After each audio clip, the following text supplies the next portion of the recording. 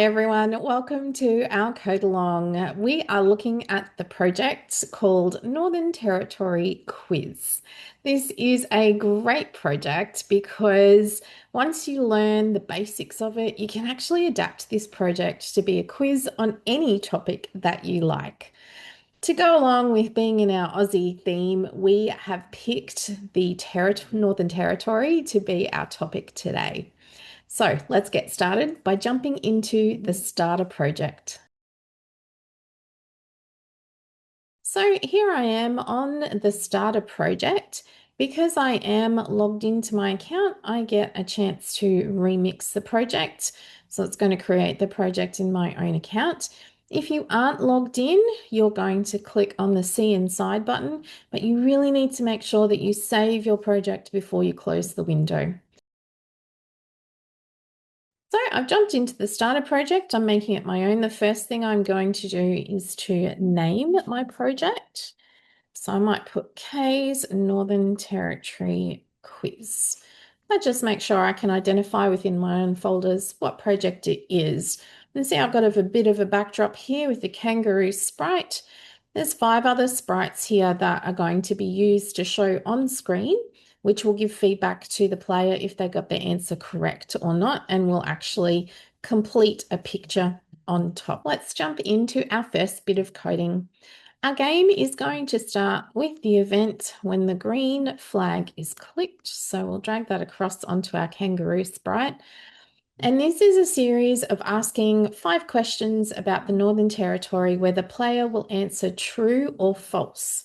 This gives us our branching where we need to program what happens if they get the answer correct and what happens if they get it incorrect.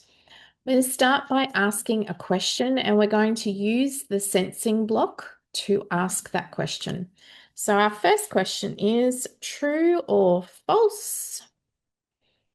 The red kangaroo is an emblem of the Northern Territory.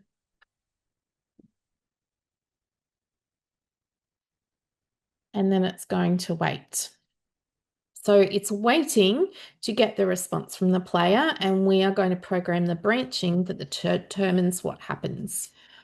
In our control menu, we're going to grab the if, then, else block. This allows us to put in the conditions and say, if they get it, this happens, but if they don't, then this will happen.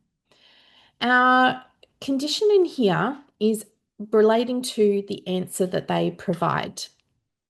Now, because Scratch has some little finicky bits in it, we've got to consider what happens with how people put their answer in. So for example, if they want to put the answer true, they're going to write true. Hopefully they copy the spelling that's there, but maybe they don't. So let's put a couple of parameters in that will ensure that regardless of if they make a spelling mistake or not, we're going to get their answer. So we're going to firstly pop in an OR operator. And then we're also going to put in both ends of this, the equals operator. Now, a little hint with these, you can see the white overlay, it tells you where you're about to drop that operator. So that helps you know that you're guiding it into the right spot. There we go. Now, we're talking about the answer. So if you go back to the sensing menu, we can drop in that answer part here. And if a person puts in true, or perhaps they're just going to put the letter capital T. When the player has put in their answer, we need to be able to send a message to these sprites to be able to show on screen if they get it correct. To do this, we're going to use a broadcast block. Over in your events menu, in the if section, drop in a broadcast and we're going to create a new message. We're just going to put Q1 because this is relating to question number 1. So if they do get it correct, we want the column 1 sprite to show up on the screen. If they don't get it correct, we need to let them know that they got it wrong. So let's use a say block and we'll pop in, sorry, that is not right. You can decide whether 2 seconds is too long. I think I'm just going to pop that to 1 second. I don't think it needs a lot of time on the screen. Let's jump over to our first column sprite so that we can code it and let it know what it's going to do when it receives that broadcast. So if we click on column 1, at the moment we can't see it. If I was in its information pane here to click on show, I can see where it's hiding at this point in time, but we'll turn that back off for now. So for this sprite, we want it to start on the event when the green sprite is clicked. And at the very beginning, we want it to hide. So it's already in that state right now, but at the beginning of the game, we want to ensure that it is. So we'll put the hide block there. We go back to our events menu, and remember we made that broadcast block. We're going to drag across when I receive Q1, and we're going to tell it that if we do, it's going to show on screen.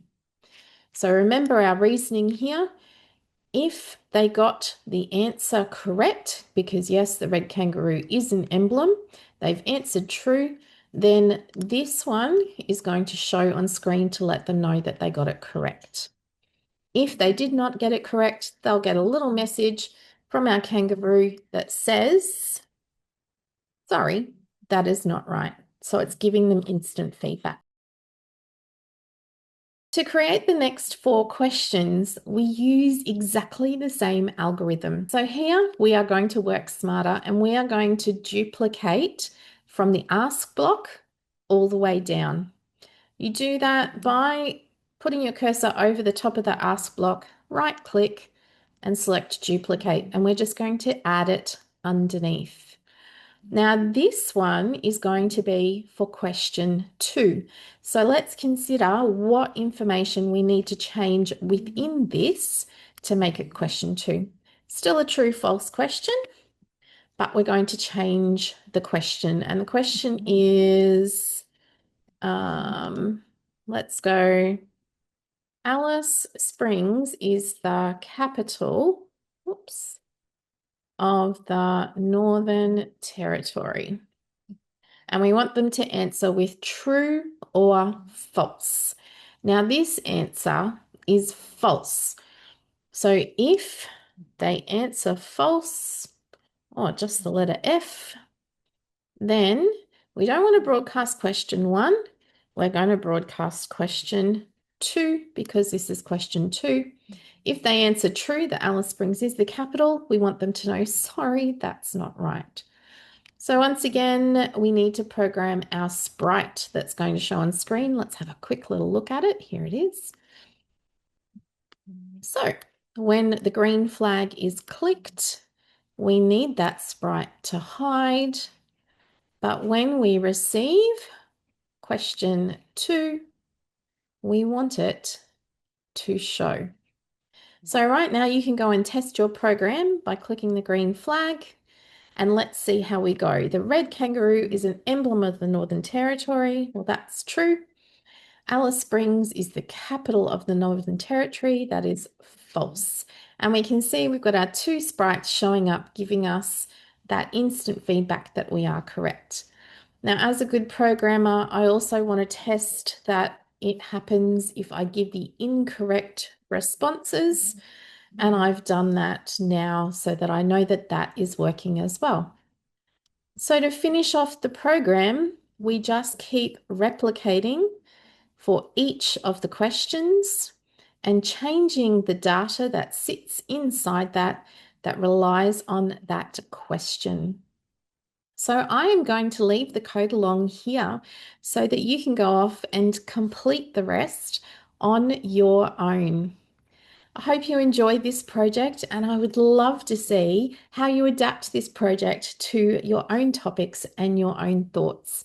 It doesn't have to be that you have 5 sprites that show up on screen that make a picture. It can be sprites added to a picture. It can be your sprite just saying, congratulations, you got it, well done.